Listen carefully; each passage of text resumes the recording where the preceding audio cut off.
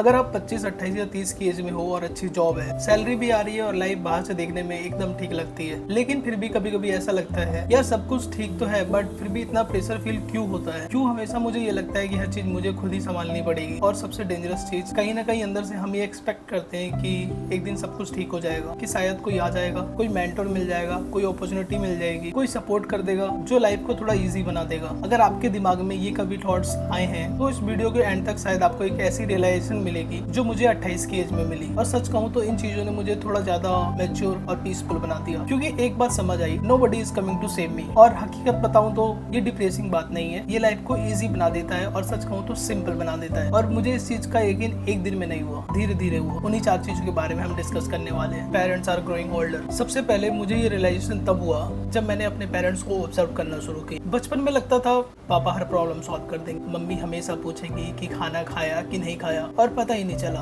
कब उनके बाल सफेद होने लगे, कब उनकी एनर्जी पहले जैसी नहीं रही, अब वो जल्दी थक जाते। और पहली बार ये रियलाइज हुआ अब मुझे स्ट्रॉन्ग बनना पड़ेगा, क्योंकि जिन लोगों ने मुझे हमेशा संभाला है एक दिन उन्हें अब मेरी जरूरत पड़ने वाली है। और सच बोलूं ये थॉट थोड़ा इमोशनल होता है क्योंकि टाइम बहुत फास्ट निकल रहा है। Second, friends are busy. एक टाइम था एक फोन पे सब मिल जाते थे, बर्थडे का प्लान हो, कहीं ट्रिप पे जाना हो, एक नाइट तक जाग के बातें करना हो। और आज किसी की शादी हो गई तो कोई दूसरे सिटी में शिफ्ट हो गया, कोई अपनी फैमिली और जॉब में इतना बिजी हो गया है कि अब उसके पास टाइम नहीं। और पहले मुझे लगता था कि लोग बदल गए हैं, लेकिन अब लगता है नहीं, लोग नहीं बदले, बस रिस्पॉन्सिबिलिटीज बदल गई हैं। सब अपनी अपनी बैटल्स फाइट कर रहे हैं। और एक एज के बाद ये एक्सपेक्ट करना कि सामने वाला बंदा हमेशा अवेलेबल होगा शायद प्रैक्टिकल नहीं है। इस चीज को रियलाइज करना थोड़ा पेनफुल जरूर है, लेकिन मैच्योर भी। Nobody cares about your goals more than you. और एक अनकंफर्टेबल ट्रूथ जिसको एक्सेप्ट करने में मुझे बहुत टाइम लगा, वो ये था कि जितना मैं अपने सपनों के बारे में सोचता हूँ उतना कोई और नहीं सोचेगा। अगर मुझे फिट होना है तो मेरे लिए कोई और जिम नहीं जाएगा। अगर मुझे यूट्यूब पे वीडियोस बनानी है तो कोई दूसरा मेरे लिए वीडियोस नहीं बनाएगा। अगर मुझे बेटर लाइफ चाहिए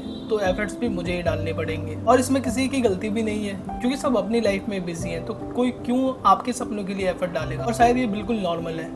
the fourth, you have to take the responsibility. मुझे पहले लगता था कि एक दिन मोटिवेशन आ जाए, एक दिन कॉन्फिडेंस आ जाएगा, एक दिन परफेक्ट टाइम आ जाएगा, लेकिन 28 की एज में लगता है परफेक्ट टाइम नाम की कोई चीज होती ही नहीं है। और एडल्टहुड का मतलब ये नहीं होता है कि आपके पास सारे आंसर्स हैं। एडल्टहुड का मतलब है कंफ्यूज होने के बाद भी डिसीजन लेना, डर लगने के बाद भी रिस्पॉन्सिबिलिटीज को निभाना, और धीरे धीरे अपनी लाइफ की रिस्पॉन्सिबिलिटीज को एक्सेप्ट करना। और शायद nobody is coming to save you. इसका मतलब ये नहीं है कि आप अकेले हो, इसका मतलब सिर्फ इतना सा है कि आप वेट करना छोड़ सकते हो। और जब आप वेट करना छोड़ देते हो तो आप विक्टिम बनना छोड़ देते हो। एक्सक्यूज कम हो जाते हैं, एक्शंस ज्यादा हो जाते हैं, और लाइफ अनफेयर कम, सिंपल ज्यादा लगने लगती है। और शायद लाइफ का सबसे पीसफुल मोमेंट वही होता है जब आप रियलाइज करते हो कि आपको किसी सुपर हीरो की जरूरत नहीं है, क्योंकि धीरे धीरे आप खुद ही अपनी लाइफ के हीरो बन रहे होते हो। अगर आप भी मेरी तरह 20s या लेट 20s में हो तो एक सवाल खुद से जरूर पूछना, क्या मैं भी किसी का वेट कर रहा हूँ या धीरे धीरे अपनी लाइफ की रिस्पॉन्सिबिलिटीज को लेना शुरू कर चुका हूँ। अगर ये वीडियो से आप रिलेट करते हैं तो कमेंट में बताना, क्या आपको भी कभी ये रियलाइजेशन हुआ कि लाइफ में अल्टीमेटली खुद को खुद ही संभालना पड़ता है।